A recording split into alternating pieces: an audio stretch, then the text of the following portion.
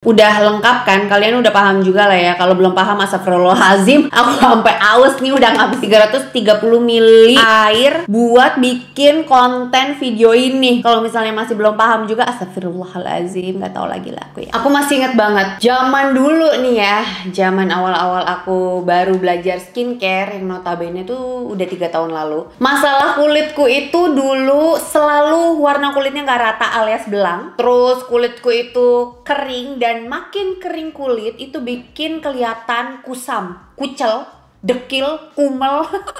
Sebutlah itu apa. Nah, kali ini aku bakalan nge-share how to buat bikin kulit wajah tuh makin glow up. Udah 2023, waktunya kalian glow up alias lebih terlihat cerah ya, bukan putih dan glowing. Itu kan yang kalian mau ya kan? Dan tentunya efektif karena semua cara yang bakalan aku share ini berdasarkan trial and errorku dari awal aku belajar skincare, tapi bukan expert di bidangnya, bukan lulusan ilmu kesehatan, ilmu kedokteran, enggak. Aku benar-benar belajar trial and error dan baca artikel-artikel juga, sama lah kayak kalian. Terus misalnya dalam penjabaran di video ini nantinya ada yang kurang infonya atau ada salah-salah kata gitu ya, harap dimaklumi aja. Boleh kasih kritik dan saran membangun, terus boleh juga tambah-tambahin info misalnya ada yang kurang di kolom komen di bawah biar kita bisa sama-sama belajar. Hai, welcome back to my YouTube channel. Ketemu lagi dengan aku, Riri Talks.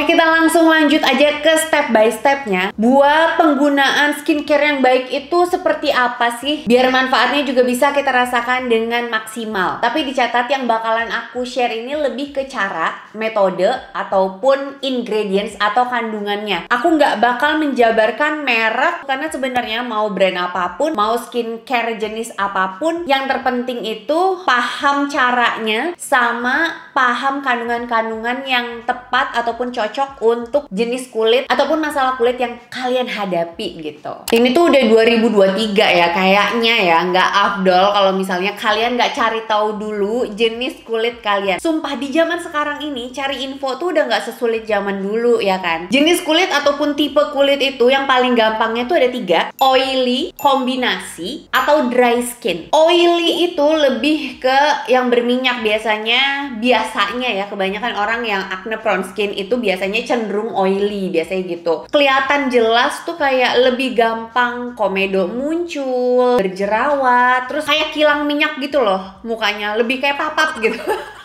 Nah, kalau misalnya untuk kombinasi itu perpaduan antara normal to dry atau normal to oily atau normal sensitif. Terus kalau dry udah jelas kulitnya kering. Biasanya orang-orang yang usianya tuh udah 20 akhir menuju 30 itu biasanya cenderung kering. Nah, aku makin 30 ke atas itu makin kering, tapi karena aku udah pakai skincare dari 20 akhir, jadi udah lumayan lah, udah nggak terlalu kering banget kayak pas dulu belum pakai skincare gitu ya. Yang kedua nih ya sekarang adalah paham basic skincare. Cleansing, toning, care, serum itu masuk di step care, moisturizing dan protection itu ribet, kalian lupa ngisi CTCMP. Udahlah, yang paling basic itu kalian pahami dan kalian hafalin. CMP doang lah, udah nggak pakai ribet. Cleansing ya, bersih-bersih, muka tuh harus selalu dalam keadaan bersih sebelum pakai skincare. Terus langsung aja pakai pelembab. Terus kalau misalnya pagi harus wajib kudu mesti proteksiin pakai sunscreen. Itu kayak kuncinya. Nah, untuk produk-produknya tadi aku bilang kan di awal, kenapa harus paham jenis kulit? Karena pelembab yang kalian pilih itu selain kandungan, tekstur juga ngaruh cocok-cocokan untuk jenis kulit. Jadi misalnya kulit kalian oily,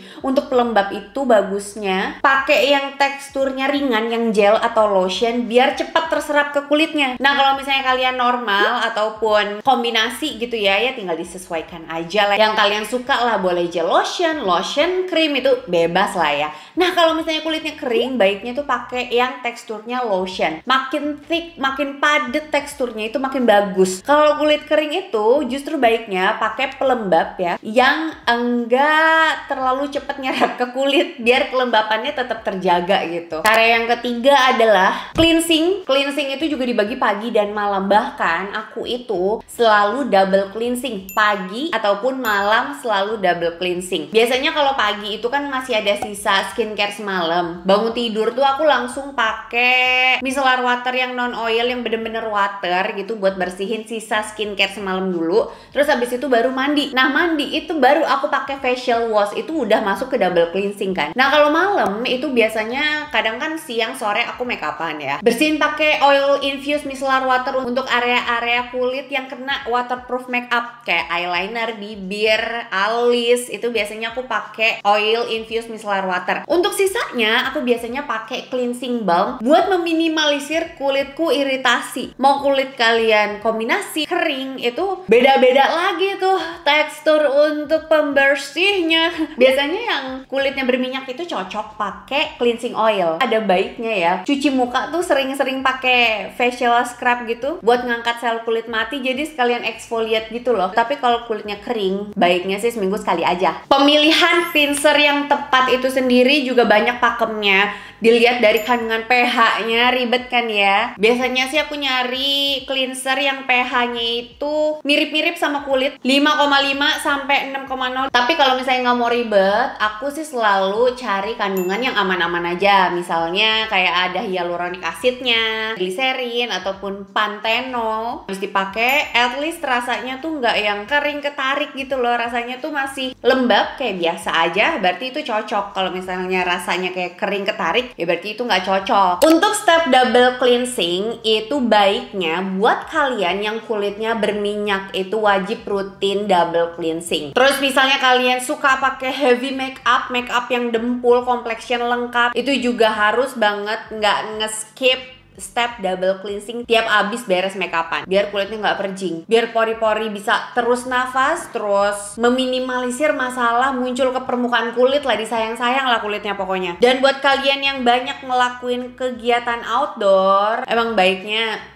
double cleansing sih. Tapi buat kalian yang kulitnya kering, apalagi sampai dehidrasi yang ngelupas-ngelupas, baiknya menghindari double cleansing dulu. Atau kalau misalnya mau cleansing ya kayak aku, cari aman pakai cleansing balm. Dan misalnya yang kulitnya sensitif ya, tiap cari produk nggak hanya cleansing sih sebenarnya, apapun itu cari yang fragrance free dan alcohol free, atau yang ada notesnya sensitive skin friendly ataupun for sensitive skin gitu loh. Biasanya sih kelihatan lebih gampang jadinya milihnya. Yang keempat, nggak boleh lepas dari pelembab. Karena jenis kulit apapun, kelembapan kulit itu yang harus banget dijaga. Kurang lembab atau kelembapan itu bisa muncul tuh masalah kulit di wajah. Pelembab itu kan fungsinya untuk menghidrasi ya. Yang dijaga itu biasanya kandungan airnya, bukan kandungan minyak di kulit. Biar apa? Biar tetap sehat, kenyal, dan enggak keriput ya. Kandungan itu juga punya 3 jenis pelembab. Ada humectan, dia bekerja dengan cara menarik air lebih cepat. Ini kandungannya aku taruh di sebelah sini ya. Terus ada juga oklusif yang sifatnya itu melapisi kulit untuk mencegah water loss,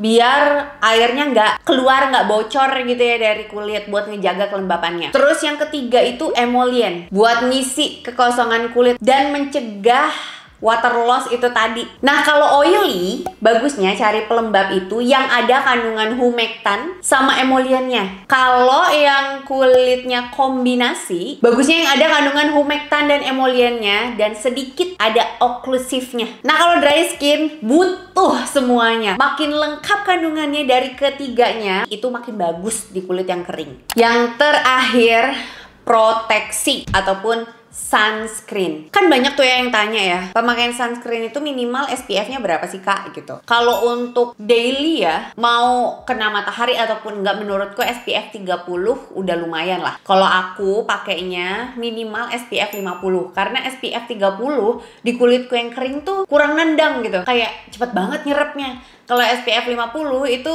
bisa tahan setengah harian lah, lumayan lah di kulitku yang kering gitu. Terus untuk anak-anak baiknya udah pakai sunscreen juga sejak sejak dini. Anakku pakai biasanya dia merek Mamimo yang Rub Adap gitu. Itu SPF-nya 50 aku pakein karena jangan sampai nanti kenakalan remajanya nongol satua nih kayak aku nih. Tuh, banyak dark spot nih. Ini ketahuan nih dulu pas ABG jarang pakai sunscreen. Terus kayaknya untuk sunscreen juga udah pada tahu ya kalau misalnya takarannya yang terbaik itu 2 jari gendut atau 1/4 sendok teh atau 1,25 mili. Nah, kalau aku pakai sendok takar nih. Sampai nyediain sendok takar khusus untuk sunscreen ini, tapi kalau misalnya udah biasa ya udahlah ya. Aku tuh biasanya pakai yang segini nih. Ini cuma buat muka, buat leher tambah lagi gitu. Sengaruh itu pakai sunscreen. Selain untuk memproteksi kulit wajah dari matahari dan radikal bebas ya, tapi ya aku ngerasanya bekas jerawat jadi cepet banget lenyapnya. Prefer physical apa chemical sunscreen, Kak? Untuk saat ini aku prefer both sih, gabungan keduanya. Teksturnya nggak terlalu thick tapi juga nggak terlalu cair dan nggak cepet nyerap ke kulit, yang penting itu. Dan tekstur sunscreen itu juga balik lagi cocok-cocokan sama jenis kulit kalian masing-masing. Biasanya yang kulitnya oily ataupun kombinasi gitu ya, lebih suka pakai sunscreen yang teksturnya gel ataupun lotion atau yang ringan gitu lah, karena kan cepet nyerap ke kulitnya, nggak bikin lengket, ringan. Nah, kalau misalnya yang kulitnya kering kayak aku, lebih suka yang teksturnya lotion ataupun yang tinted serum gitu. Yang spray itu juga beda-beda, kayak ada yang cepet nyerapnya, ada yang bikin glowing. Dan kalau misalnya ditanya perlu nggak reapply sunscreen, perlu sebenarnya baiknya, apalagi kalau misalnya lagi panas terik dan misalnya kalian lagi liburan, contoh lah di Bali gitu ya, aku biasanya reapply itu 3 jam sekali. Cara tergampangnya adalah pakai spray. Kalau di spray suka lengket loh kadang-kadang tuh, kenapa ya? Kayak pelikat gitu loh. Nah kan balik lagi, jenis kulit kita aja beda. Papap tuh oily, emang balik lagi cocok-cocokan sama tekstur sunscreennya. Papap tuh cocoknya pakai yang teksturnya gel yang cepet nyerap, karena kulit kamu tuh berminyak banget. Itu dia tadi penjabarannya. Udah lengkap kan? Kalian udah paham juga lah ya. Kalau belum paham, astagfirullahaladzim, aku sampai aus nih udah ngabisin 330 ml air buat bikin konten video ini. Kalau misalnya masih belum paham juga, astagfirullahaladzim, gak tahu lagi lah aku ya. Semoga cara-cara yang tadi aku share berdasarkan trial and errorku 3 tahun terakhir ini juga berguna buat kalian. Misalnya mau nambah-nambahin info, boleh ya di kolom komen di bawah, because sharing is caring. Makasih banyak buat kalian yang udah nonton video ini dari awal sampai habis. It means a lot for me. Jangan lupa buat tinggalin jejak dengan klik likes dan subscribe channel YouTube aku. Udah. Terus jangan lupa juga untuk aktifin bel notifikasi kalian supaya kalian jadi Ciamit Squad aku yang pertama tahu kalau misalnya ada video baru yang diupload di channel YouTube ini. Once again, thank you guys for watching and also next time. Bye.